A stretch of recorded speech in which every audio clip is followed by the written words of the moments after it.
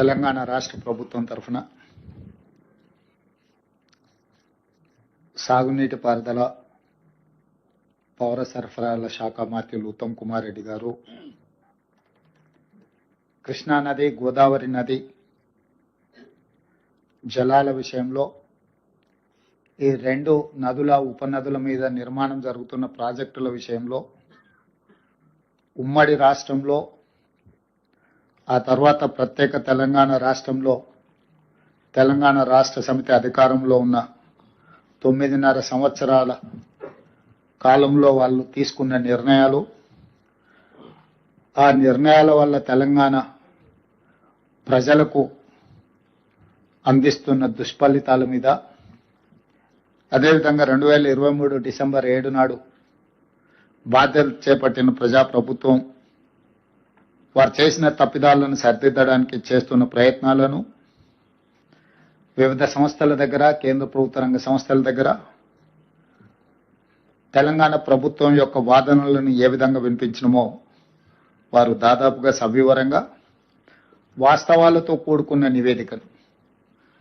ఎందుకంటే రాజకీయపరమైన ఊకదంపుడు ఉపన్యాసాలు చెప్పడం ఒక విషయము, లెక్కలతో సహా వాస్తవ పరిస్థితులను ప్రతి సంవత్సరం ఏ విధంగా ప్రభుత్వాలు నిర్ణయాలు తీసుకున్నాయి, ఆ నిర్ణయాల వల్ల తెలంగాణ రాష్ట్రానికి జరిగిన లాభాలు నష్టాలు, ఈరోజు జరుగుతున్న ప్రచారాల మీద వారు పూర్తి స్థాయిలో ఒక నివేదికను, వాస్తవాల ప్రాతిపదికన ఉత్తమ్ కుమార్ రెడ్డి గారు ఒక నివేదికను అందించి మనందరికీ కూడా ఈ సమాచారాన్ని అందించడం ద్వారా ప్రజా జీవితంలో ఉన్న మనం ప్రజలకు వివరించాల్సిన బాధ్యతను వారు మనకు ఒకసారి గుర్తు చేసినందుకు వారికి మనస్ఫూర్తిగా నేను అభినందనలు తెలియజేస్తున్నా. ఈరోజు ఈ సమావేశంలో తెలంగాణ ఉద్యమం సందర్భంగా తెలంగాణ రాష్ట్ర ప్రజల ఒక ఆకాంక్షను సాధించడానికి సర్వం వడ్డీ కొట్లాడిన వాళ్ళందరూ ఇక్కడ ఉన్నారు. అది కోదండరామ్ గారు కావచ్చు, కేశవరావు గారు కావచ్చు, శ్రీహరి గారు కావచ్చు, లేకపోతే ఈ వేదిక మీద ఉన్న చాలా మంది పెద్దలు ఇక్కడ ఉన్న పెద్దలు సుఖేందర్ రెడ్డి గారు కావచ్చు, పోచారం శ్రీనివాస్ రెడ్డి గారు కావచ్చు, వీళ్ళందరూ కూడా ఉమ్మడి రాష్ట్రంలో వివిధ రాజకీయ నేపథ్యాలలో ఉన్న రాజకీయ నేపథ్యాన్ని వారు ప్రాతినిధ్యం వహిస్తున్న పార్టీల కంటే కూడా ప్రజల యొక్క అవసరాలను, ప్రజల యొక్క ఆకాంక్షను, అదేవిధంగా శ్రీనివాస్ రెడ్డి గారు సీనియర్ పాత్రికేయులుగా వారు మమ్మల్ని ఎప్పుడు ఏ చర్చలకు పోయినా మమ్మల్ని తప్పుపట్టినట్టుగా మాట్లాడేవాళ్ళు. మీరు తెలంగాణ ప్రజల పక్షాన్ని ఉండాలి, మనందరం కలిసి తెలంగాణ సాధించుకోవాలి అని. మీ అందరి ప్రయత్నము, కృషి, నిరంతర పోరాటం ఈరోజు తెలంగాణ రాష్ట్రం వచ్చింది. తెలంగాణ రాష్ట్రం వచ్చిన తర్వాత 2 సార్లు చంద్రశేఖరరావు గారు ముఖ్యమంత్రిగా, సరే వారు రాజకీయ పార్టీగా నిధులు నియామకాల లేకపోతే ఇంకేమి ఎన్నికల ఎజెండా ఏ రకంగా వారు ప్రజల్ని ఒప్పించండు మెప్పించండు, 2 సార్లు అధికారాన్ని చేపట్టి వారు ఏ రాజకీయ ప్రయోజనం ఆర్థిక ప్రయోజనం పొందిండ్రు అనేది చర్చించ వేదిక కాదు ఇది. వారు ఉన్నప్పుడు చర్చిస్తే ఆ విషయాల మీద వారి నుంచి మనం సూటిగా మాట్లాడడానికి అవకాశం ఉంటుంది. ఇక్కడ దాదాపుగా 9.5 సంవత్సరాలు వారు ముఖ్యమంత్రిగా, 5 సంవత్సరాలు వారు సాగునీటి పారుదల శాఖ మంత్రిగా, 5 సంవత్సరాలు దాదాపుగా హరీష్ రావు గారు సాగునీటి పారుదల శాఖ మంత్రులుగా. అంటే వారి కుటుంబమే 9.5 సంవత్సరాలు ఈ శాఖకు ప్రాతినిధ్యం వహించిండ్రు. దాదాపుగా ఆర్థిక శాఖ కూడా చివరి 5 సంవత్సరాలు హరీష్ రావు గారే బాధ్యత తీసుకున్నారు. నీళ్లు నిధులకు సంబంధించి సంపూర్ణంగా వారు, వారి కుటుంబము, వారి పార్టీ వారే బాధ్యత తీసుకొని వారు చేసిన నిర్ణయాలు ఈరోజు మీ అందరి ముందు పెట్టడం జరిగింది. ఈరోజు సరే ప్రజలు ఒక తీర్పు ఇచ్చిండ్రు, ప్రజల తీర్పు అనుసారము మనందరం బాధ్యత తీసుకున్నాము. మన యొక్క అనుభవాలను బట్టి ఈరోజు శాఖలు నిర్వహిస్తున్నాం. తెలంగాణ ప్రజల తరఫున, ప్రభుత్వం తరఫున వివిధ సందర్భాలలో మేము చేయాల్సిన ప్రయత్నం అంతా చేస్తున్నాం. ఆ వివరాలు కూడా ఉత్తమ్ కుమార్ రెడ్డి గారు మీ అందరికి వివరించారు. కానీ అధికారం కోల్పోయి, ఆ తర్వాత డిపాజిట్లు కోల్పోయి, ఆ తర్వాత ఎన్నికల్లో పోటీ చేయడానికి అభ్యర్థులు దొరకకపోవడం వల్ల ఈరోజు ఒక విచిత్రమైన వాదనను తీసుకొని వాళ్ళు ముందుకు వస్తున్నారు. మొత్తం సర్వం నాశనం అయిపోయింది ఈ సంవత్సరంలోనే, అసలు ఇంత నాశనం అనేది ఇంకెప్పుడూ జరగలేదు, మేం మళ్ళీ వస్తేనే ఇదంతా సరిదిద్దుతాము, దీనికి మొత్తం కారణం కాంగ్రెస్ పార్టీ ఇప్పుడు ఉన్న ప్రభుత్వం అని చెప్పి ఒక వితండవాదం తీసుకొస్తున్నారు. సరే, ఇవన్నీ చూసి నేను ఒక అంశాన్ని ప్రస్తావించిన. ప్రజలు, ప్రజాస్వామ్యము, భారత రాజ్యాంగం, డాక్టర్ బాబాసాహెబ్ గారు అందించిన చట్టసభలే మనకు దేవాలయాలు. అక్కడే మనం చర్చించుకుందాము, వాస్తవాలను ప్రజలకు వివరిద్దాము.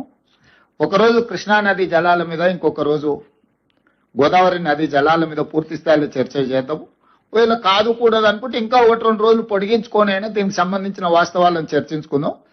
ప్రధాన ప్రతిపక్ష నాయకుడిగా వారిని ఏ తారీఖు వారు వస్తారో, ఏ తారీఖు వారు చర్చిస్తారో ఒక లేఖ రాయమని స్పీకర్ గారికి. తక్షణమే ప్రభుత్వం స్పందించి శాసనసభ సమావేశాలను ఏర్పాటు చేసుకుందామని నేను వారికి సూచన చేయడం జరిగింది. సవాల్ విసరలే. ఎందుకంటే నాకు ఈ చట్టసభల పట్ల, ప్రజాస్వామ్యం పట్ల నమ్మకం, విశ్వాసం ఉన్నది. అందుకే వీధుల్లో కాకుండా, క్లబ్బుల్లో కాకుండా, పబ్బుల్లో కాకుండా, ప్రజల ముందు చులకన కాకుండా చట్టసభలలో మనం చర్చ చేసుకుందాము. రండి, మీ అనుభవంతో మీ చేసిన ప్రయత్నాలన్నీ వివరించండి, భవిష్యత్ ప్రణాళికలను కూడా మనము చర్చించుకుందాము. మీ అనుభవంతో ఏమైనా సూచన చేస్తే మా ప్రభుత్వం తీసుకోవడానికి సిద్ధంగా ఉందని నేను వారికి సూచన చేయడం జరిగింది. ఇక సడన్ గా ఆయన బయలుదేరిండు. ఆయన ఏం మాట్లాడుతున్నాడో నేను చెప్పే కంటే మీ అందరు కూడా చూస్తున్నారు. నేను పేరు ప్రస్తావిస్తే నా స్థాయి తగ్గుతుంది కాబట్టి పేరు ప్రస్తావించడానికి కూడా నేను ఇష్టపడడం లేదు. ఎందుకంటే బాధ్యత వచ్చిన తర్వాత బాధ్యతాయుతంగా వ్యవహరించాలని చెప్పి ఈరోజు నేను భావిస్తున్నా. నాకు తెలిసి ఈ భాషలకు ఏ విధంగా సమాధానం చెప్పాలో మీ అందరికి కూడా తెలుసు నా గురించి. కాకపోతే ఏంటంటే ఇంకా ఆ దిశగా వెళ్ళొద్దు అని నేను అనుకుంటున్నా. అయితే ఈరోజు ప్రధానంగా 2 విషయాల మీద నాకున్న అవగాహనను మీతో పంచుకోదలుచుకున్నా. మొట్టమొదట తెలంగాణకు సంబంధించిన కృష్ణానది జలాల మీద చర్చించుకుందాం.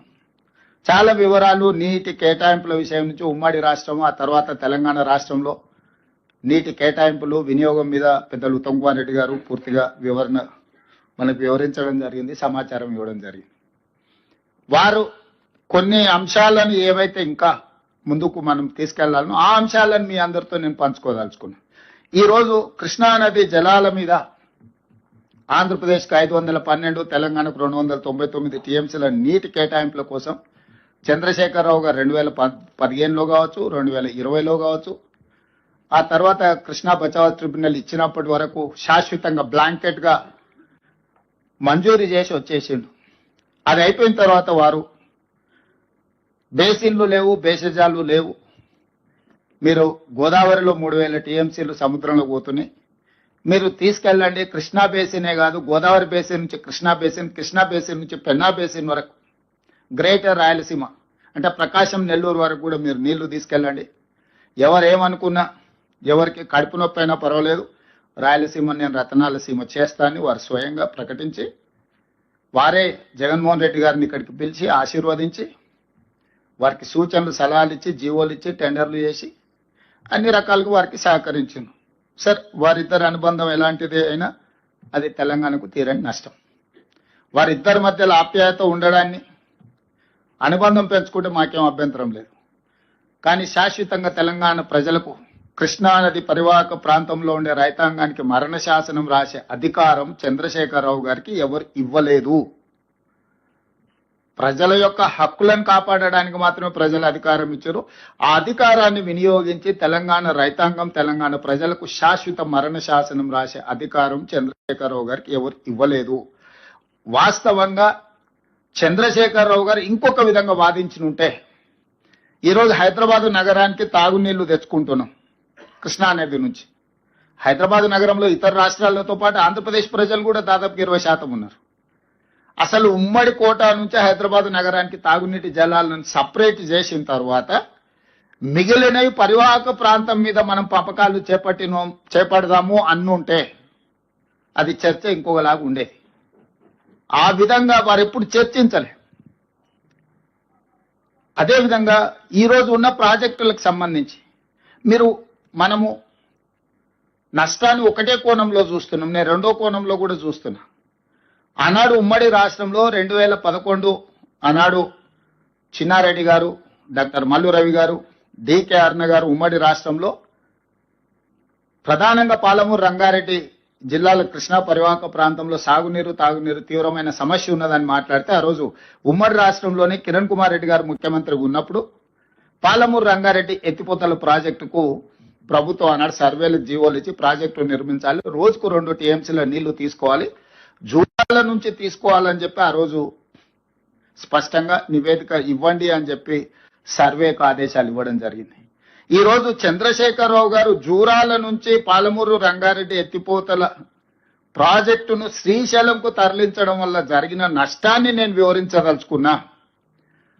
ఈ రోజు అది తుంగభద్ర కావచ్చు, లేకపోతే కృష్ణానది కావచ్చు, భీమా కావచ్చు, నదులు ఉపనదుల నుంచి ఏ వచ్చినా మహబూబ్ నగర్ జిల్లాలో గద్వాల్ అలంపూర్ ప్రాంతంలో మొట్టమొదటి తెలంగాణ రాష్ట్రంలోకి నీళ్లు వస్తాయి. ఆ నీళ్లు తెలంగాణ రాష్ట్రంలోకి వచ్చిన ఎంబడే ఒడిసి పట్టుకొని తెలంగాణకు తెచ్చుకుని ఉంటే ఈరోజు ఆంధ్రప్రదేశ్ ప్రభుత్వం శ్రీశైలం బ్యాక్ వాటర్స్ నుంచి పోతిరెడ్డిపాడు కావచ్చు, హంద్రిని కావచ్చు, ముచ్చమరి కావచ్చు, మల్యాల కావచ్చు, కేసీ కెనాల్ కు కావచ్చు, ఏమైనా వెలుగొండ కావచ్చు, ఏ ప్రాజెక్టులకైనా నీళ్లు మనం వదిలితేనే వాళ్ళకి దొరుకుతుండే. ఇవాళ నీళ్లు వచ్చినప్పుడు వచ్చిన దగ్గర పట్టుకోకుండా వదిలేసి మహబూబ్ నగర్ జిల్లాలో ఎంటర్ అయిన నీళ్లు తిరిగి మళ్ళీ కర్నూలు ప్రాంతం ఆ పక్క నుంచి తిరుక్కొని మళ్ళీ ఇక్కడికి వచ్చినప్పుడు ఇక్కడ పట్టుకుంటా అంటున్నాడు. కింద మీద ఉన్నప్పుడు పట్టుకోకుండా చివర పట్టుకోవడం వల్ల ఈ నీళ్లు కంప్లీట్ గా రాయలసీమ ప్రాంతానికి వెళ్ళిపోవడంతో అక్కడొచ్చిన నీళ్లను అక్కడి నుంచి అక్కడనే దారి దోపిడీ చేసే పరిస్థితి ఈ రోజు రాయలసీమ కానీ ఆంధ్రప్రదేశ్ ప్రభుత్వానికి ఇచ్చింది. చంద్రశేఖరరావు గారు తెలంగాణ రాష్ట్రంలోకి ప్రవేశించిన కృష్ణానది జలాలను ప్రవేశించిన ఎంబడే పాలమూరుకు, రంగారెడ్డికి, నల్గొండకు, ఇతర ప్రాంతాలకు తరలించకపోయిన ఉంటే ఈరోజు పోతిరెడ్డిపాడు కానీ, రాయలసీమ లిఫ్ట్ కానీ, మాల్యాల కానీ, ముచ్చమర్రి కానీ ఇతర ఏ ప్రాజెక్టు కూడా రాయలసీమకు నీళ్లు తరలించుకోకపోవడానికి అవకాశం లేకుండా ఉండుండే. కానీ జూరాల దగ్గర కడతారా, నువ్వు చదువుకున్నావని చిన్నారెడ్డి గారిని శాసనసభలో చంద్రశేఖరరావు గారు అవహేళన చేసి అవమానించే విధంగా మాట్లాడింది శాసనసభలో, నాకు బాగా గుర్తుంది. ఆ రోజు చిన్నారెడ్డి గారు, మీరు శ్రీశైలం బ్యాక్ వాటర్స్ నుంచి పాలమూరు రంగారెడ్డి ఎత్తిపోతల లిఫ్టులు పెట్టకండి, ఖర్చుతో కూడుకున్నది, మీరు జూరాల నుంచి ఇటు నుంచి ఇట్టే తరలించుకుంటే మనకు ప్రయోజనం అని ఆ రోజు చిన్నారెడ్డి గారు అంటే, చిన్నారెడ్డి గారిని చాలా వారు సౌమ్యులు కాబట్టి స్వయం వెనక్కి తిరగానులే అంత అవమానకరంగా మాట్లాడు.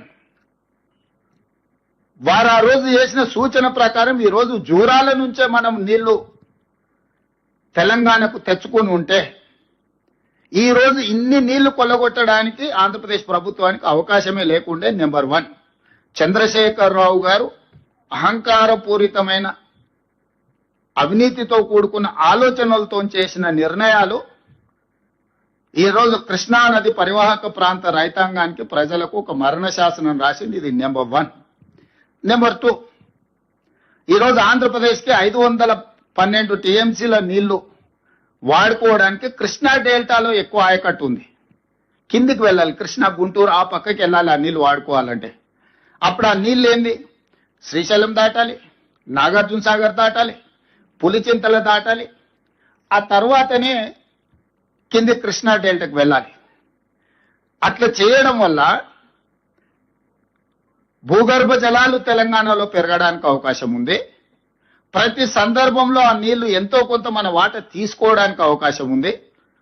అది నాగార్జున సాగర్లో కావచ్చు, అది శ్రీశైలంలో కావచ్చు, పులిచింతలో కావచ్చు. ఈ రెండే ఈ నీటి కేటాయింపులే కాకుండా విద్యుత్ ఉత్పత్తి.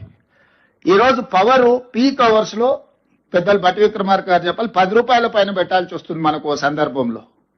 ఈరోజు నీళ్ల ద్వారా, జల విద్యుత్తు ద్వారా విద్యుత్తును ఉత్పత్తి చేస్తే 4 పైసలు 8 పైసలు పడుతుంది. ప్రాజెక్టుల ఇన్వెస్ట్మెంట్ కాస్ట్ అయిపోయింది కాబట్టి రా మెటీరియల్కి ఏం కాస్ట్ లేదు. నీళ్లు దేవుడిచ్చిన వరం కాబట్టి శ్రీశైలం, నాగార్జున సాగర్, పులిచింతలో విద్యుత్ ఉత్పత్తి చేస్తే ఆ విద్యుత్తులో తెలంగాణకు వాటా వస్తే చారానకో ఆటానకో పర్ యూనిట్ విద్యుత్ వచ్చేది. ఈరోజు శ్రీశైలం వెనకాలనే పోతిరెడ్డిపాడు, రాయలసీమ, ముచ్చమర్రి, మాల్యాల ద్వారా నీళ్లు లిఫ్టులు చేసుకొని పోవడం వల్ల శ్రీశైలం పవర్ ప్రాజెక్టు డిఫంక్ట్ అవుతుంది, Nagarjuna Sagar power project defunct అవుతుంది, పులిచింతలో ఉన్న పవర్ ప్రాజెక్టు డిఫంక్ట్ అవుతాయి. మీరు కేవలం నీళ్ల తీసుకెళ్లడం ద్వారా వ్యవసాయానికి జరిగే నష్టాన్ని మనం ఆలోచన చేస్తున్నాం కానీ చారానకో ఆటానకో యూనిట్ దొరికే పవర్ ప్రాజెక్ట్స్ కూడా డిఫంక్ట్ అవడంతో 10 రూపాయలకు పర్ యూనిట్ కొనుక్కునే పరిస్థితి తెలంగాణకు వస్తే, ఒకవేళ 10 రూపాయలు పెట్టినా విద్యుత్ దొరకని పరిస్థితి వస్తే విద్యుత్ పరంగా కూడా తెలంగాణకు తీరని నష్టం జరుగుద్ది. ఈ రెండవ నష్టాన్ని కూడా చంద్రశేఖరరావు గారే మనకు అందించిండు. మూడవది, ఆనాడు 2 టీఎంసీలతో పాలమూరు రంగారెడ్డి ఎత్తిపోతల కంబైన్డ్ స్టేట్ లో జీవో ఇస్తే చంద్రశేఖరరావు గారు వచ్చిన తర్వాత 2 టీఎంసీలను కాస్త 3 టీఎంసీలు చేస్తాం అనుకున్నాం. మేము 2 టీఎంసీలను కాస్త 1 టీఎంసీకి చేసిండు. ఒఫీషియల్ రికార్డ్స్ ఉన్న అధికారులు ఇక్కడ ఉన్నారు. 2 టీఎంసీ పాలమూరు రంగారెడ్డి ఎత్తిపోతల్ని ఎత్తుకోవాల్సిన జీవోలను అంచనాలనే అడగోలుగా పెంచిండు, ఎత్తుకునే నీళ్లను తగ్గించిండు. ఢిల్లీకి ఆ టీఎంసీని అసలు ఎక్కడి నుంచి దేవాళ్ళు తేకుండా గందరగోళం చేసిండు. అవతల 4 టీఎంసీలతోని శ్రీశైలం బ్యాక్ వాటర్స్ నుంచి పోవాల్సింది దాదాపుగా 10 టీఎంసీలకు వాళ్ళు పెంచుకొని ప్రాజెక్టులు నిర్మించుకుంటే ఈరోజు 2 టీఎంసీలు తరలించే పాలమూరు రంగారెడ్డిని 1 టీఎంసీకి తగ్గించిండు. దాదాపుగా ఎస్ఎల్బిసి 2006-7లో కోమటిరెడ్డి గారు వీళ్ళందరూ కొట్లాడి తెచ్చుకున్న గ్రావిటీతో తీసుకోవాల్సిన ఎస్ఎల్బిసిని 34 కిలోమీటర్లు ఉమ్మడి రాష్ట్రంలో టన్నెల్ కొడితే 10 కిలోమీటర్లు కొడితే అయిపోయింది. సంవత్సరానికి 1 కిలోమీటర్ పూర్తి చేసిన ఇవాళ ఎస్ఎల్బిసి కంప్లీట్ అయి ఉండేది. జస్ట్ ఆ రోజు 1000 కోట్లు ఖర్చు పెడితే ఇవాళ 3000 కోట్లు అంచనా పెరిగినా అలా 1000 కోట్లు అంచనా ఖర్చు పెడితే 3,64,000 ఎకరాలకు నల్గొండ జిల్లాలో నీళ్లిచ్చే ఎస్ఎల్బిసిని పడవ పెట్టింది. పాలమూరు రంగారెడ్డి ఎత్తిపోతలను జూరాల నుంచి శ్రీశైలానికి తరలించి అంచనాలు పెంచి దాన్ని ఈ రోజు వరకు పూర్తి చేయలేదు. ఉమ్మడి రాష్ట్రంలో మొదలుపెట్టిన కల్వకుర్తి లిఫ్ట్ ఇరిగేషన్ కి నీటి కేటాయింపుల మీద ఇంతవరకు పరిష్కారం చూపించలే, అది పూర్తి చేయలే. భీమా, నెట్టంపాడు, కోయిల్సాగర్ ఏ ప్రాజెక్టు చూసినా సీతారామ సాగర్ వరకు, ఇందిరాసాగర్ వరకు ఆ కిందికి పోతే ఏ ఒక్క ప్రాజెక్టు కూడా ఈ 9.5-10 సంవత్సరాలలో చంద్రశేఖరరావు పూర్తి చేయకపోవడం వల్ల ఈ రోజు మనకు హక్కులు రాలేదు, ప్రయోజనము చేకూరలేదు. చివరికి ఈ రోజు దాన్ని సర్దిద్దుదామని మేము ఎప్పుడైతే కూర్చొని ఈయన ఇచ్చిన లేఖలు, ఈయన వాళ్ళ పట్ల చూపించిన ఔదార్యం, ప్రేమను, ఇది తెలంగాణ ప్రజలకు ప్రయోజనం లేదని ఎప్పుడైతే మేము మాట్లాడుతున్నామో ఈ రోజులను ప్రజలను తప్పుదోవ పట్టించడానికి ఈ రోజు వాళ్ళు శాయశక్తుల ప్రయత్నం చేస్తున్నారు. అందుకే ఈరోజు కృష్ణానదిలో చంద్రశేఖరరావు గారు చేసిన ద్రోహము ఉమ్మడి రాష్ట్రంలో సీమాంధ్ర పాలకులు చేసిన అన్యాయానికంటే 1000 రెట్లు ఎక్కువ అన్యాయం చేసిండు చంద్రశేఖరరావు. నిజంగా ఒకవేళ అనాల్చి వస్తే, ఒకవేళ ఇట్లాంటి తప్పులు చేసినందుకు వాళ్ళని ఒక్క కొరడా దెబ్బ కొట్టాల్సి వస్తే చంద్రశేఖరరావు గారిని 100 కొరడా దెబ్బలు కొట్టాల్సింది కృష్ణానదిలో మనకు చేసిన ద్రోహానికి. అలాంటిది ఈరోజు ఎదురుదాడి ఎట్లా అంటే కాదు, అడ్డు అదుపు లేదు, వాస్తవాల ప్రాతిపదిక లేదు.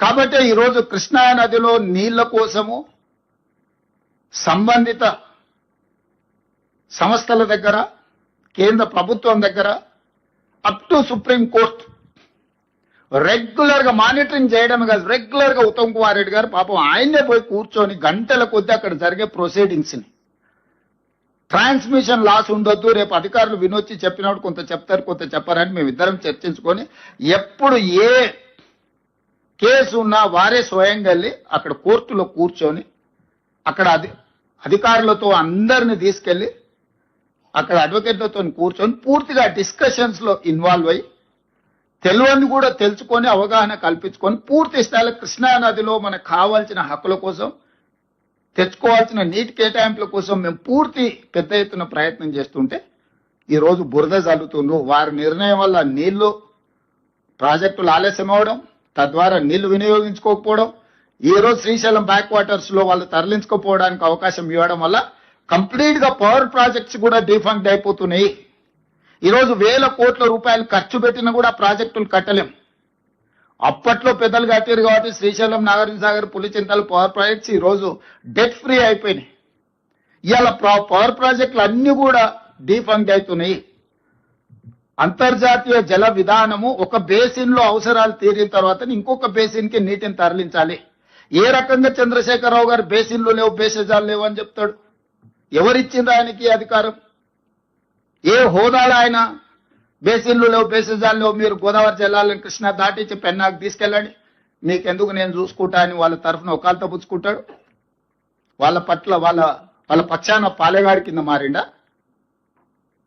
ఇది అడుగుదామంటే ఆయన రాడు. వాస్తవాలు వివరిద్దామని అంటే ఆయన చర్చ కుదరదు అంటాడు. పిల్లలు వచ్చాం అన్ని చిల్లర మాటలు మాట్లాడతారు. ఇటు తిప్పుతాటు అటు తిప్పుతాడు. అట్లాంటి మాటలకు చాలా మంది ఉన్నారు సమాధానం చెప్పడానికి. కాకపోతే ప్రభుత్వం నడుపుతున్నాం కాబట్టి ఒక విధానం. రెండవది ఇంకా గోదావరి. ఇవాళ గోదావరి నది మీద ఆనాడు ఉమ్మడి రాష్ట్రంలో 2007-8లో కాంగ్రెస్ పార్టీ రాజశేఖర రెడ్డి గారు ఉన్నప్పుడు ప్రాణహిత చేవెళ్ళ డాక్టర్ బాబాసాహెబ్ అంబేద్కర్ తుమ్మిడిహెట్టి నుంచి మొదలుపెట్టి చేవెళ్ళ వరకు తీసుకురావాలని ప్రాణహిత నుంచి మొదలుపెట్టి చేవెళ్ళ అని ప్రాజెక్టు పేరే ప్రాణహిత చేవెళ్ళ. వెంకటస్వామి గారి సూచన మేరకు డాక్టర్ బాబాసాహెబ్ అంబేద్కర్ గారి పేరును ఆ రోజు జోడించడం జరిగింది నాకున్న సమాచారం. మరి ఈరోజు ఆ ప్రాజెక్టును తుమ్మిడిహెట్టి నుంచి ప్రాంతాన్ని మార్చిండు. మేడిగడ్డ, అన్నారం, సుందిల అంచనాలు మార్చిండు, పేరు మార్చిండు కాళేశ్వరం. సరే, స్వార్థం కోసం ఏదైనా చేసిండని ఒక క్షణం ఏదైనా అనుకున్నా, ఎందుకు రంగారెడ్డి జిల్లాలో, నల్గొండ జిల్లాలో ఆయకట్టును తొలగించిండు? బేసిన్లు లేవు, బేసిజాలు లేవని చెప్పిన చంద్రశేఖరరావు గారు 23, 24, 25, 26 ప్యాకేజీలు దాదాపుగా నల్గొండ మన రంగారెడ్డి జిల్లాలో 23 దాటిన తర్వాత 24, 25, 26 ప్యాకేజీలు చేవెళ్ళ, తాండూరు, పరిగి, వికారాబాద్ దాదాపుగా 2.5 లక్షల ఎకరాలకు ఆ రోజు ప్రాజెక్టులో ఇంక్లూడ్ అయి రంగారెడ్డి జిల్లాకు నీళ్లు ఇవ్వాలని. అదేవిధంగా నల్గొండ జిల్లాకి ఇచ్చిన నల్గొండ కానీ ఇతర అసెంబ్లీలు అవి కలిసి దాదాపుగా 4 లక్షల ఎకరాల ఆయకట్టును తొలగించండు. రంగారెడ్డి జిల్లాను మొత్తం తీసేసిండు.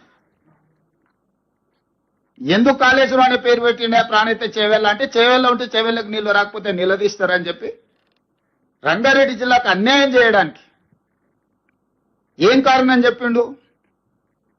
రంగారెడ్డి జిల్లా కృష్ణా బేసిన్లో ఉంది. ఒకవేళ గోదావరి జలాలని మనం రంగారెడ్డి జిల్లాలో వాడుకుంటే కృష్ణా వాటర్ ట్రిబ్యునల్ మనకు రంగారెడ్డి జిల్లా నీటి కేటాయింపులకు సమస్య వస్తుంది కాబట్టి ఇది తొలగించినప్పుడు కారణం చెప్పిండు.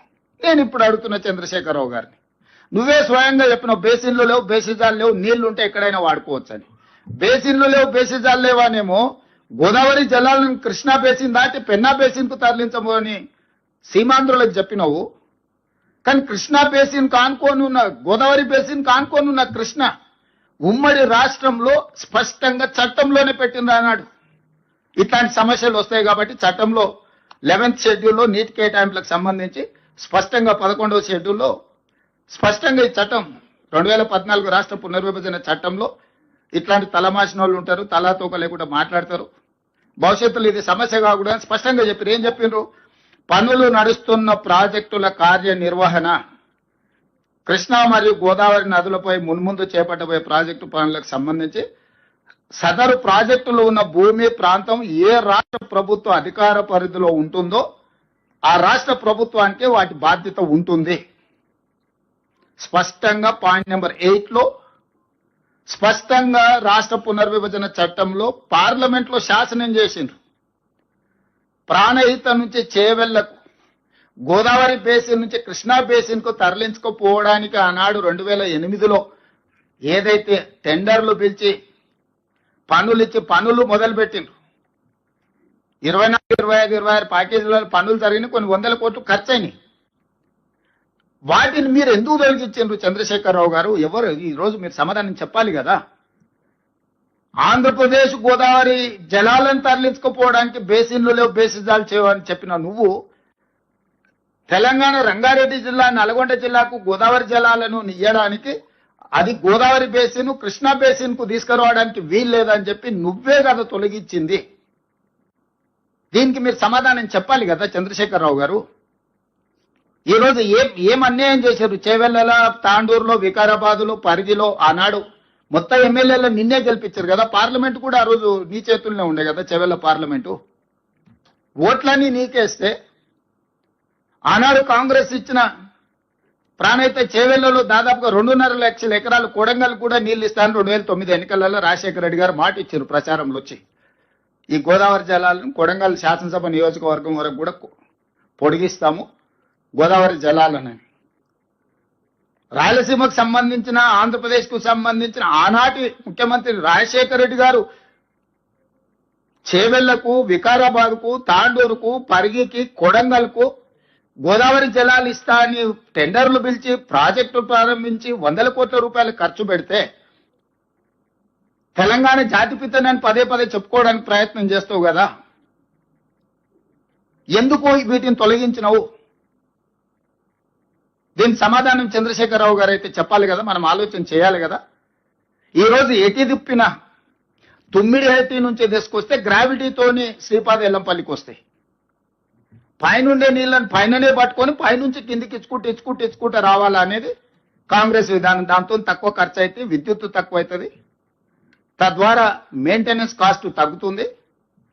శ్రీపాద ఎల్లంపల్లికి తీసుకొచ్చిన తర్వాత అక్కడి నుంచి ఎస్ఆర్ఎస్పీ నుంచి తర్వాత ఉండే కొండపోచమ్మ కావచ్చు, రంగనాయక సాగర్ కావచ్చు, లేకపోతే మల్లన్న సాగర్ కావచ్చు, మిగతా ఏ రిజర్వాయర్లు అయినా నింపుకొని అది రంగారెడ్డి జిల్లా వరకు తేవాలనేది ఆనాటి ప్రణాళిక. ఇటువైపు నల్గొండ దిక్కు తీసుకెళ్లాలి, ఇటువైపు రంగారెడ్డికి తేవాలి, ఉమ్మడి మెదక్కు తేవాలి. వీటన్నిటిని కూడా ఆనాడు పెట్టుకున్న లెక్క ప్రకారం ఆదిలాబాద్ లో 1,56,000 ఎకరాలు, కరీంనగర్ లో 1,71,000 ఎకరాలు, మెదక్ జిల్లాలో 5,19,000 ఎకరాలు, నల్గొండకు 2,29,000 ఎకరాలు, నిజామాబాద్ కు 3,04,000 ఎకరాలు, రంగారెడ్డికి 2,46,000 ఎకరాలతో నీళ్ళు ఇవ్వాలని ఆ రోజు కాంగ్రెస్ పార్టీ ప్రాజెక్టును చేసింది. ఇప్పుడు నల్లగొండ కోతలు విధించినావు, రంగారెడ్డి జిల్లాను పూర్తిగా తొలగించినావు. ఏంది కారణం అంటే గోదావరి జిల్లాలు కృష్ణా బేసిన్ కు తీసుకెళ్తే బేసిన్ల పంచాయతీ వస్తుంది. బేసిన్ల పంచాయతీ వస్తే మళ్ళా కృష్ణా వాటర్ ట్రిబ్యునల్ మనకు నీటి కేటాయింపులప్పుడు అన్యాయం జరుగుతుంది. ఇది ఒక లాజిక్ చెప్పిండు. పోనీ ఈ లాజిక్ నే పట్టుకుందాం కోసేపటికి.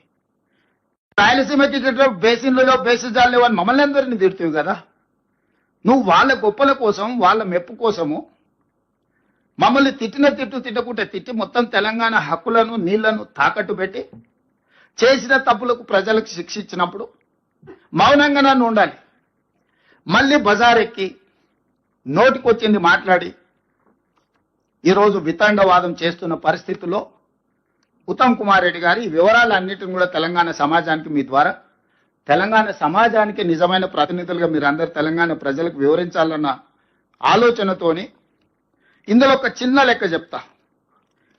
ఉమ్మడి రాష్ట్రంలో కాంగ్రెస్ పార్టీ ఇచ్చిన నీళ్లు, దాని ధర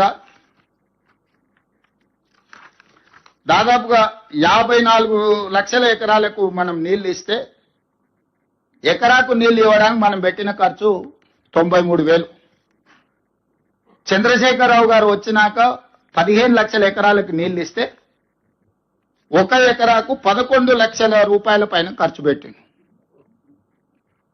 మేము ఆనాడు 54 లక్షల ఎకరాలకు కాంగ్రెస్ పార్టీ తెలంగాణలో నీళ్లు ఇచ్చింది. ఆ నీళ్లకు మనం పెట్టిన ఖర్చు ఎకరాకు 93,000. బీసీ రేషియో అన్నారు కదా, కాస్ట్ బెనిఫిట్ రేషియో అని ఉత్తమ్ కుమార్ రెడ్డి గారు చెప్పారు కదా. ఆ లెక్కల ప్రకారము మనం పెట్టిన ఖర్చు 93,000 ఎకరాకైతే ఈ రోజు చంద్రశేఖరరావు గారి యొక్క ధనదాహము 11,47,000 దాదాపుగా ఖర్చు అయింది. 11.5 లక్షల రూపాయలు పర్ ఎకర్ ఖర్చు పెట్టింది. 15 లక్షల ఎకరాలకు నీళ్ళు ఇచ్చినట్టే 1,81,000 కోట్ల రూపాయలు ఇప్పటికే పేమెంట్ జరిగింది. 2 లక్షల కోట్ల రూపాయలు చంద్రశేఖరరావు కాంట్రాక్ట్లకు ఖర్చు పెడితే 1000 కోట్లతో పూర్తి ఎస్ఎల్పిసి పూర్తి కాలే, 400-500 కోట్లతో పూర్తి బీమా గాని, నెట్టంపాడు గాని, కోల్చాగర్ గాని ఏ ప్రాజెక్టు పూర్తి కాలేదు.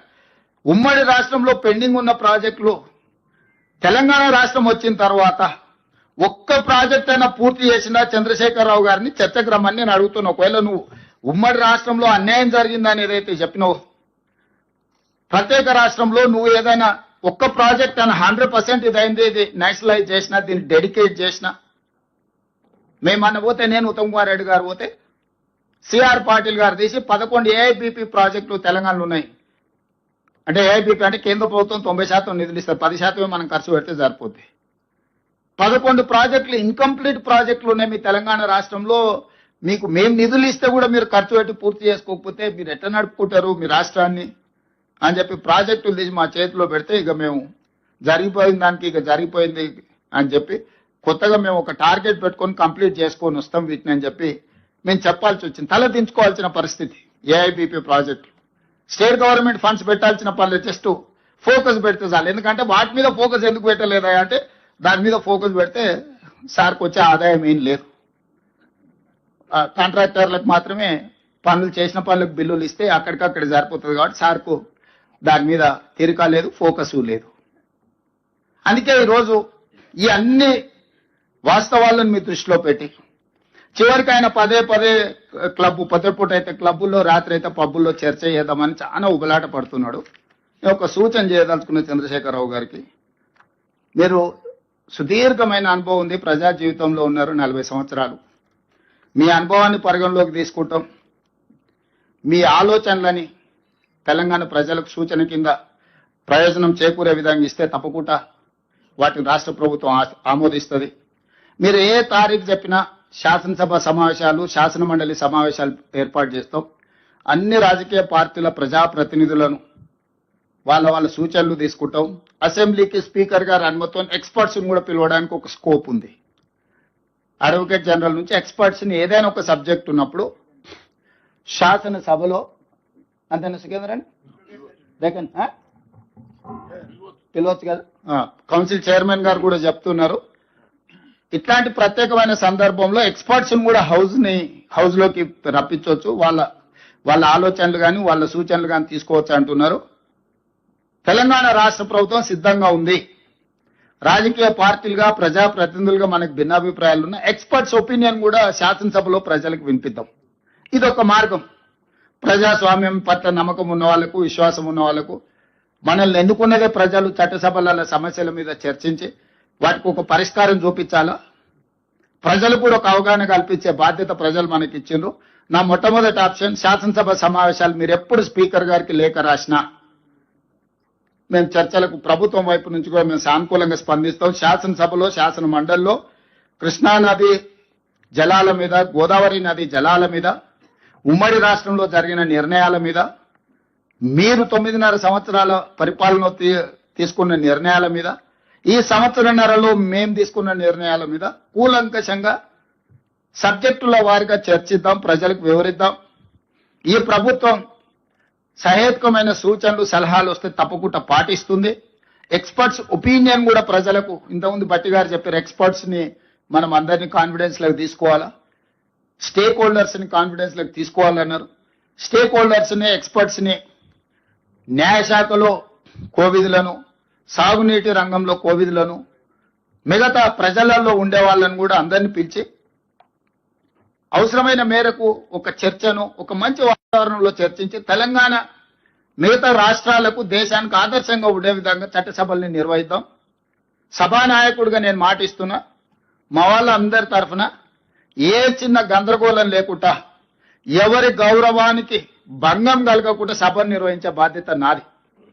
ఎవరిని కూడా పల్లెత్తు మాట అనవసరంగా మాట్లాడకుండా పక్క చట్ట పరిధిలో చట్టసభల్ని నిర్వహించే బాధ్యత నాది. నేను తీసుకుంటా. సభ జరిగినంతసేపు ఒక్క క్షణం కూడా పక్కకు కూర్చొని సభలో ప్రశాంతమైన వాతావరణంలో అర్థవంతమైన చర్చలకు మేము వేదిక ఏర్పాటు చేస్తాము. చంద్రశేఖరరావు గారు, మీరు రండి, ఎక్స్పర్ట్స్ ను పిలుద్దాము, తెలంగాణ స్టేక్ హోల్డర్స్ ను పిలుద్దాము, ప్రభుత్వం వైపు నుంచి మా ఆలోచన, మా పాలసీ డాక్యుమెంట్ మేము ముందల పెడతాము. మా పాలసీ డాక్యుమెంట్ లో ఏమైనా లోపం ఉన్నా లేకపోతే ఏమైనా సవరించేది ఉంటే కూడా మేము ఓపెన్ మైండ్ తో ఉన్నాము.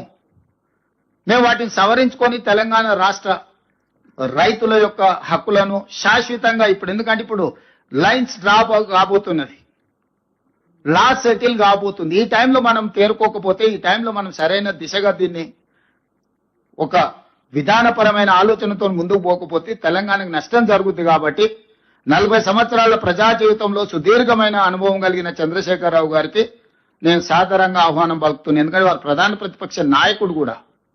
వారు ప్రధాన ప్రతిపక్ష నాయకుడు, వారి ఆరోగ్యం బాగుండాలి, ప్రజా జీవితంలో ఉండాలి, వారు ప్రజలకు ఉపయోగపడాలని నేనంటే వాళ్ళ కొడుకు వచ్చి అంటాడు ఆయన ఎందుకు వానికిరాడు, ఆయన రాడు, ఆయనతో ఏం పని ఉందా.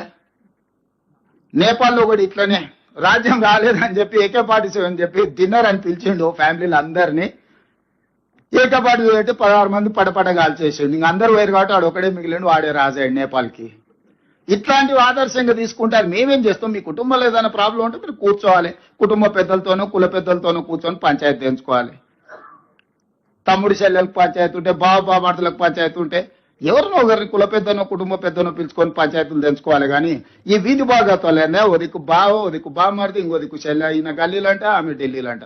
ఏంటి ఇది? తెలంగాణ సమాజం గమనిస్తలేదా? ఈ వీధి బాగోతాలు మంచివి కావు. 10 సంవత్సరాల అధికారాన్ని చెలాయించిండ్రు. 10 సంవత్సరాల తర్వాత ప్రజలు ఒక తీర్పు ఇచ్చిండ్రు, స్పష్టమైన తీర్పు. ఆ తీర్పును గౌరవించండి. ఇక ఇదొక మార్గం. రెండవది, సరే మీ లైన్లకే కొంచెం వస్తా, ఎప్పుడో ఎక్కడికైనా వస్తా, ఎక్కడికైనా రామాట, ఎక్కడికొద్దు స్వామి, ఎర్రవల్లి ఫామ్ హౌస్కు నేనే మా మంత్రుల బృందాన్ని పంపిస్తా, ఏం ప్రాబ్లం లేదు. తారీఖు చెప్పు, మొత్తం ఈ సెటప్ అంతా తీసుకొని వస్తారు మా వాళ్ళు. ఎర్రవల్లి ఫామ్ హౌస్ లోనే చర్చ పెడతాము. చంద్రశేఖరరావు గారి ఆరోగ్యం అంత గొప్పగా లేదు, రావడానికి ప్రయాణం చేయడానికి ఏమైనా ఆరోగ్యం సహకరించకపోతే మీరు కుర్చీ వేసుకొని అక్కడ కుర్చీలో కూర్చోండి చంద్రశేఖరరావు గారు. మొత్తం మాక్ అసెంబ్లీ అని తెలంగాణ ఉద్యమంలో కోదండరామ్ గారు నిర్వహించేవాళ్ళు. శ్రీనివాసరెడ్డి గారు కూడా అప్పుడు అందులో ప్రశ్నలు అడిగి మమ్మల్ని అందరినీ మాక్ అసెంబ్లీ నిర్వహిద్దాం ఎర్రవల్లి ఫామ్ హౌస్ లోనే, మా మంత్రుల బృందాన్ని నేను పంపిస్తా, అన్ని వివరాలు చర్చించుకుందాం. కాదు కూడదు అని ఒకవేళ అంటే చంద్రశేఖరరావు గారు పిలిస్తే నేను కూడా వస్తా. నాకేం బేసిజాలు లేవు. నాకంటే సీనియర్ ఆయన పబ్లిక్ లైఫ్ లో, ప్రజా జీవితంలో, అనుభవంలో చంద్రశేఖరరావు గారు. వారి ఆరోగ్యం సహకరిస్తలేదు, లేదు ముఖ్యమంత్రి గారు కూడా రావాల్సిందే. చర్చలు ముఖ్యమంత్రి లేకపోతే సమర్థవంతమైన అర్థవంతమైన చర్చలు జరగవు. ముఖ్యమంత్రి కూడా ఈ చర్చలో పాల్గొనాలి అని చంద్రశేఖరరావు గారు కోరుకుంటే ఎర్రవల్లి ఫామ్ హౌస్ లో జరగబోయే ప్రజాప్రతినిధుల సమావేశానికి నేను కూడా వస్తాను. తారీఖు నిర్ణయించండి. క్లబ్బులు పబ్బులు అంటేనే మాకు కొంచెం ఇబ్బంది, మేము వాటికి దూరం మొదటి నుంచి. ఇప్పుడు కాదు, చదువుకునేటప్పటి నుంచి కూడా క్లబ్బులకు పబ్బులకు దూరము. ఈ తెలంగాణ వచ్చినప్పటి నుంచి వాటి మీద ఎన్నో బైక్ ఛాలెంజ్లు చేసినాం. గంజాయికి డ్రగ్స్ కు వ్యతిరేకంగా ఎన్నో నిర్ణయాలు తీసుకున్నాం. ఈగలని ఈ డ్రగ్స్ ను నియంత్రించడానికి, గంజాయిని నియంత్రించడానికి, గంజాయి బ్యాచ్లను అణచివేయడానికి ఒక ఒక ఒక స్ట్రాంగ్ ఆర్గనైజేషన్ ఎస్టాబ్లిష్ చేసినాము. ఈ డ్రగ్స్ గంజాయిని అమ్మే వాళ్ళని కానీ, వినియోగించే వాళ్ళని కానీ, రవాణా చేసేటోళ్లను తెలంగాణ సరిహద్దులు దాటి లోపలికి రాకుండా ఉక్కు పాదంతో అణచివేస్తున్నాం. కాబట్టి క్లబ్బులు పబ్బుల కల్చర్కి నేను వ్యక్తిగతంగా వ్యతిరేకము. దయచేసి నన్ను క్లబ్బులకు పబ్బులకు పిలవద్దు. అయితే అసెంబ్లీకి పోదాం, లేకపోతే శాసన మండలికి పోదాం. కాదు కూడా పెద్ద ఆయన ఆరోగ్యం బాగాలేదంటే ఎర్రవల్లి ఫామ్ హౌస్ కూడా నేను వస్తా. ఇది నా సూచన. ఎవరు పెరిగిన నేపథ్యం వాళ్ళని అట్లా మాట్లాడిస్తుంటే నేను అది కూడా కాదన్నాను. నేను ఊర్లో వ్యవసాయ కుటుంబంలో పెరిగి పొద్దున్నే అన్నం తిని బయలుదేరే అలవాటు. ఈ రోజు కూడా పొద్దుగాల 8కి బయలుదేరిన అన్నం తిని బయలుదేరుతాను. నేను మళ్ళీ రాత్రి ఇంటికి వచ్చే వరకు అన్నా శ్రీహరి గారు అట్లా కుదరదు, అదేంది మాకు అంటారు. కానీ కొన్నిసార్లు మనం కొన్ని వెసులుబాట్లు కల్పించాల్సి వస్తుంది, మినహాయింపులు ఇవ్వాల్సి వస్తుంది. సో మినహాయింపులు ఇచ్చైనా సరే మనం చర్చ, అంటే నా ఉద్దేశం చర్చ జరగడం, ప్రజలకు వివరాలు అందించడం, వాస్తవాలను ప్రజలకు చేరవేయడమే మా యొక్క ఉద్దేశము. ఇక్కడ ఈ సమావేశాన్ని పెడితే ఒక మాజీ మంత్రి గారు ఫోన్ చేసి మా శ్రీధర్ బాబు గారికి అట్లెట్లా మీరు అక్కడ పెట్టుకుంటారు, మీరు పెట్టుకోవడానికి లేదు కదా అంటాడంట. ఇది ప్రజాభవన్. ఇక్కడ ప్రజలు వచ్చి రెగ్యులర్ గా రిప్రజెంటేషన్స్ ఇస్తారు. ప్రజా సమస్యలకు పరిష్కారం కోసమే ఇది కట్టింది. ఇది గడి కాదు, కొద్ది మందికి పరిమితమైన వేదిక కాదు. ప్రజలు ఎవరైనా బాజాప్తా రావచ్చు, చెప్పుకోవచ్చు, ధర్మగంట కొట్టవచ్చు. ఇక్కడ ధర్మగంట కొడితే ప్రభుత్వం పలుకుతుంది, వాటిని పరిష్కరిస్తుందని. ధర్మగంట కొట్టడానికి రాజులు ఉన్నప్పుడు, రాజ్యాలు ఉన్నప్పుడు కూడా ధర్మగంట ఉండేది. పౌరులు వచ్చి ఆ గంట కొడితే ఏంది నీ సమస్య అని వినడానికి వేదిక ఉండేది. రాజరికంలో కూడా ధర్మగంట ఉండేది. అలాంటిది మీరు ధర్నా చౌక్ బంద్ చేస్తారు, ధర్మగంట బంద్ చేస్తారు, వీటిలల్లో గద్దరన్న లాంటి వాళ్ళకు ప్రవేశము నిషేధిస్తారు. వీటన్నిటిని బార్లా తెరిచి ప్రజలందరూ మేము ఆహ్వానించి ప్రభుత్వం అధికారికంగా ఇంతమంది ప్రజాప్రతినిధులను, అధికారులను పిలిచే సమావేశాన్ని ఏర్పాటు చేసుకుంటే హరీష్ రావు గారికి అభ్యంతరం. హరీష్ రావు గారు ఫోన్ చేసి మా శ్రీధర్ బాబు గారిని బెదిరిస్తున్నాడు, అట్లెట్లా పెట్టుకుంటారు మీరని. ఏంది పద్ధతి?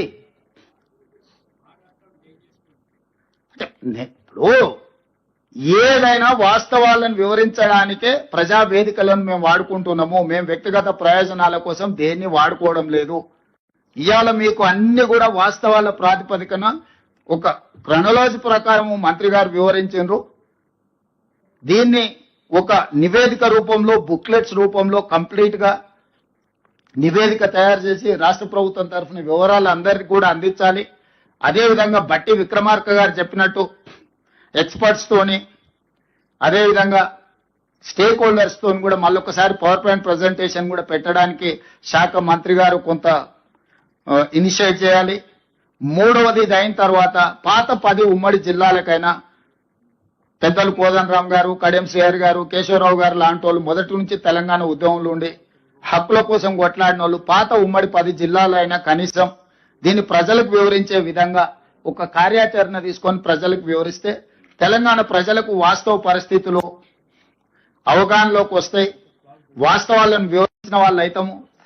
గవినోళ్ళ శ్రీనివాస్ రాయలసీమ లిఫ్ట్ మీద వేసిన మా నారాయణపేట, మా దగ్గర నుంచి మేము శ్రవణ్ అని ఒకప్పుడు TV9 రిపోర్టర్, ఇప్పుడు advocate in supreme court, personal గా తీసుకొని పర్సనల్ కెపాసిటీలో ఎన్జిటీలో కేసు వేయించి ఆనాడు స్టే తెచ్చిన తర్వాతనే రాష్ట్ర ప్రభుత్వం అందులో ఇంప్లీట్ పిటిషన్ వేసింది. సో ఇవన్నీ కూడా ప్రతి క్షణం పర్యవేక్షించుకుంటూ తెలంగాణ హక్కులను కాపాడడానికి మేము ప్రయత్నం చేస్తున్నాము. ఈరోజు ఆంధ్రప్రదేశ్ ముఖ్యమంత్రి గారికి కూడా వరద జలాలునే మేము తీసుకెళ్తామంటున్నారు. మరి అదే వరద జలాలు కాదు, నికర జలాలు, మిగులు జలాలు, వరద జలాలు ఏవైనా కావచ్చు. మా నల్గొండకు, మా రంగారెడ్డి జిల్లాకు తీసుకెళ్తే మీకు అభ్యంతరం ఏంది? నికర జలాలు గోదావరి బేసిన్ లో 968, 518, 968 తెలంగాణకు, 518 ఆంధ్రప్రదేశ్కి పోతే ఎన్ని మిగిలినో తీస్తే దాంట్లో వరద జలాలలో ఎవరికెంత వస్తుందో లెక్క కడతాం ప్రపోర్షనేట్ గా, ప్రోరేటా ప్రకారం. మోరార్లెస్ ఎంత పర్సెంటేజ్ నికర జలాలలో ఉందో వరద జలాలలో కూడా మోరార్లెస్ ప్రోరేటా ప్రకారం ఒక హక్కు ఉంటుంది.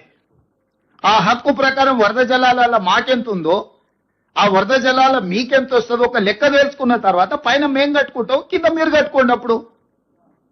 ఇప్పుడు పైన మేము కట్టుకోకుండా, మా నీళ్లు మేము ఒడిసి పట్టుకోకుండా, చంద్రశేఖరరావు చేసిన పాపాల వల్ల, కాళేశ్వరం కూలిపోవడం వల్ల, చేవెళ్ల ప్రాంతాన్ని మినహాయించడం వల్ల ఆ నీళ్లు మిగిలిపోయి నీ కింద వరదలాగా కనిపిస్తుంది.